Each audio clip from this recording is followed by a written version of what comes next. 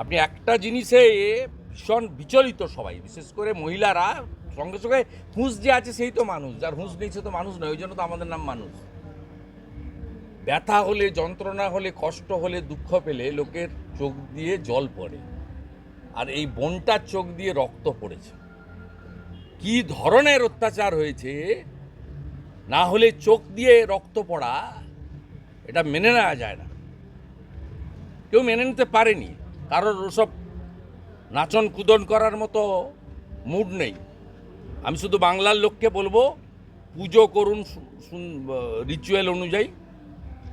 বাড়িতে পরিবারের সঙ্গে যে মিলিত হয়, সবাই বাইরে থেকে আসে, বাঙালি খাওয়া দাওয়া হয়, সেগুলোতে কোনো কার্পণ্য করার, মায়ের দর্শনও করতে পারেন।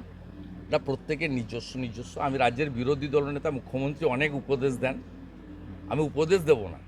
আমি শুধু একটা কথাই বলবো, 14 তারিখে যে রেড রোডে মমতা বন্দ্যোপাধ্যায়ের যে নাচন কুদন, ওইটাকে একবার উপেক্ষা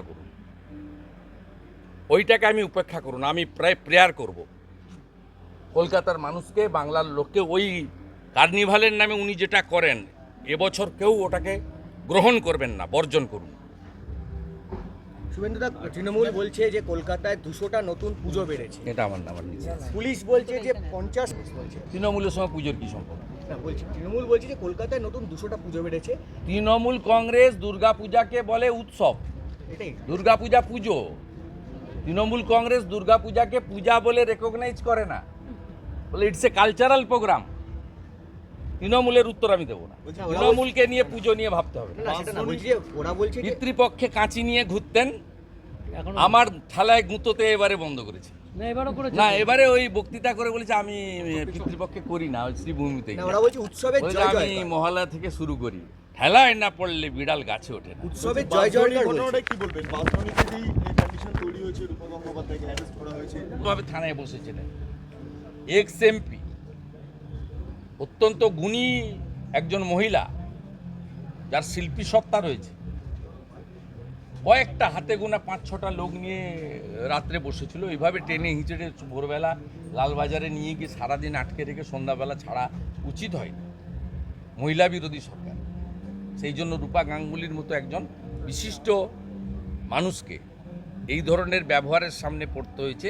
এই কারণে বাঁশদ্রোণীর ওসিকে মানুষ কাদা মাখিয়েছে, এরপরে এদেরকে ধরে আলকাতরা মাখাবে। পুরোহিতরা, সন্ত সমাজ, মহারাজ এরা প্রচারে থাকেন না, কিন্তু তৃণমূল কংগ্রেস 2021 সালের নির্বাচন থেকে সরাসরি মুসলিমদেরকে ভুল বোঝান, ইমাম মুয়াজ্জেম সাহেবদের ভাতা বাড়ান, তাদেরকে ধর্মীয় স্থান ব্যবহার করেন, এবং যে ফেজে নির্বাচন হয় তার আগের শুক্রবার প্রার্থনার পরে যা ব্রেন ওয়াশ করার এবং মাথার মধ্যে ঢোকানোর এই কাজটা করে পশ্চিমবাংলায় নির্বাচনে সাম্প্রদায়িকতা, সংকীর্ণতা, বিভাজন, তোষণ তৃণমূল কংগ্রেসের আমদানি করা। এবং তৃণমূল কংগ্রেস টিকে আছে ডিউ টু দিস রিজন। এবং উনি যে কথাগুলো আজকে বলেছেন, আমি উনার কথার কাউন্টার করছি না, কিন্তু এটা তৃণমূল কংগ্রেসের পদ্ধতি, এজেন্ডা, এবং তৃণমূল এই রাজ্যে টিকে আছে ডিউ টু দিস রিজন। তবে আমি একটা কথা বলবো, যে পশ্চিমবাংলার সনাতনীরা ঐক্যবদ্ধ হতে শুরু করেছে, তারা নিজেরাই ঐক্যবদ্ধ হতে শুরু করেছে। কারণ আমরা তো এপার আর ওপার বাংলায় যা হচ্ছে 5ই আগস্ট থেকে 2024, তারপরে কাউকে বলতে হচ্ছে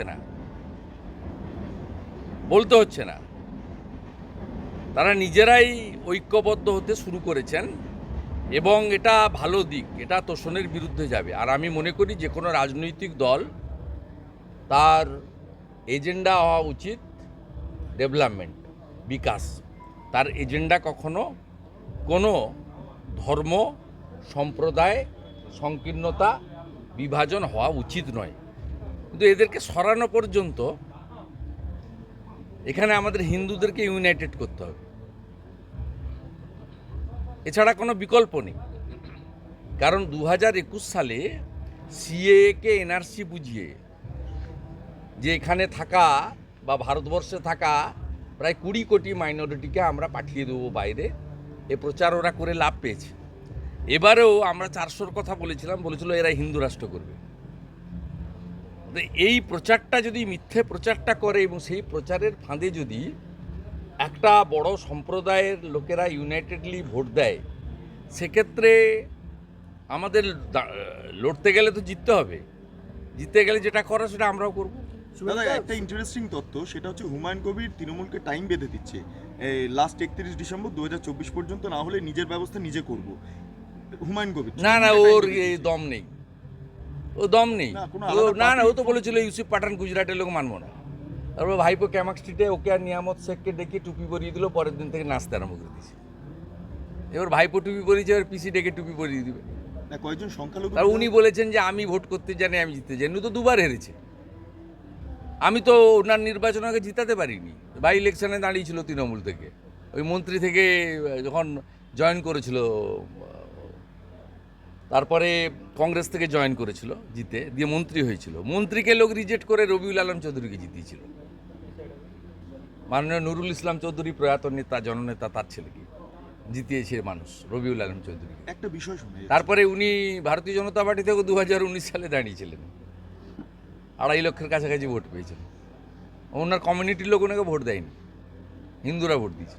একটা বিষয় শোনা যাচ্ছিল যে কয়েকজন সংখ্যালঘু বিধায়ক তারা নাকি একটা আলাদা পার্টি ফর্মের একটা সিদ্ধান্ত নিচ্ছেন, এবং উত্তরবঙ্গের বা উত্তরের দিকে যারা বিধায়করা রয়েছেন সংখ্যালঘু আমার জানা নেই। দেখুন, আমি সংখ্যালঘুদেরকে আলাদা করে রেসপেক্ট ডিসরেসপেক্ট করি না। আমরা সবাই ভারতীয়, সবাই নাগরিক। এই ভাষাটাই তো সংখ্যাগুরুর আবার কি আছে? আমাদের প্রধানমন্ত্রীর যা স্কিম, সেটা কি শুধু একটা কোনো সম্প্রদায়ের জন্য নাকি? সবার জন্য। আমরা ভারতবাসী, ভারতীয়ত্ব বিশ্বাস করি। স্বামীজি আমাদের শিখিয়ে গেছেন যে নিজ ধর্মের প্রতি আস্থাশীল, অপর ধর্মের প্রতি শ্রদ্ধাশীল। আমি যখন তৃণমূল করেছি বা আমি কংগ্রেসেরও কাউন্সিলর ছিলাম, আমি এখন বিজেপির এমএলএ এলওপি আছি, আমার অন্য ধর্মের যে অনুষ্ঠান, ধরুন ইজতেমা হতো ইসলামিকদের, মানে যারা ইসলামকে বিশ্বাস করেন, উরুস জলসা, ইসলামিক আলোচনা, নামাজ, প্রার্থনা, কিন্তু তারপরে তো শুভেচ্ছা দেওয়া যেতেই পারে, আমরা দিতাম তো। লাস্ট ইয়ারেও করেছি। আমার এলাকার 700 সংখ্যালঘু ভাইয়ের সঙ্গে ঈদের দিন সন্ধ্যাবেলা বসে চা মিষ্টি খেয়েছি, ওদের খাইয়েছি। কিন্তু সকালবেলা মমতা ব্যানার্জির মতো রেড রোডে নামাজ পড়তে যাইনি। ওটা আমার হিন্দুর কাজ নয়। আবার আমি আমার কোনো মুসলিম ভাইকে, বন্ধুকে বলবো না যে তুমি এসে এখানে অষ্টমীর দিন পুষ্পাঞ্জলি দাও। ওটা ওর কাজ নয়, ও পারে না করতে। অন্য ধর্মের ক্ষেত্রেও তাই, তার নিজস্ব রীতিনীতি পদ্ধতি আছে। খ্রিস্ট ধর্ম বলুন, বুদ্ধিস্ট বলুন, জৈন ধর্ম বলুন, শিখ বলুন, প্রত্যেকের নিজস্ব রীতিনীতি আছে। পশ্চিমবাংলায় যেগুলো হচ্ছে সমস্ত ভোট ব্যাংকের রাজনীতি, মানুষের প্রকৃত কল্যাণ হচ্ছে না। সেই কারণে শহীদ পরিবারের এই অনুষ্ঠান, ছোট্ট পুজো, কিন্তু মাহাত্ম্য বিরাট। এই যে পুজোর প্রতিষ্ঠাতা, তিনি 2021 সালে বিজেপি করার জন্য তাকে ভিডিও লাইভ করতে করতে খুন করা হয়েছে। তার পোষ্য শাবককে খুন করা হয়েছে। তার ভাই এটা ধরে রেখেছে 5 বছর ধরে। বালুদারা 5 বছরই আসছেন, আমি 4 বছর হলো এলাম। আমরা এদের ভুলিনি। অতীতটা ভুললে তো ভবিষ্যৎ ভালো হতে পারে না। আমরা সেই জন্য এদের সঙ্গ দেওয়ার জন্য এসেছি। তাই পশ্চিমবাংলায় যা হচ্ছে ভালো নয়। এই ব্যবস্থার পরিবর্তন খুবই প্রয়োজন। মায়ের কাছে প্রার্থনা করব, মা যেন অভয়া শক্তি রূপে এই পশ্চিমবাংলার যারা অসুর, তাদেরকে যেন শেষ করে, অভয়া শক্তি হিসেবে প্রেয়ার করব মায়ের। সেই জন্য কি আজকে উদ্বোধনের পরিবর্তে পুজোর সূচনা? আমাদের সর্বত্রই আমরা ডিসকারেজ করছি।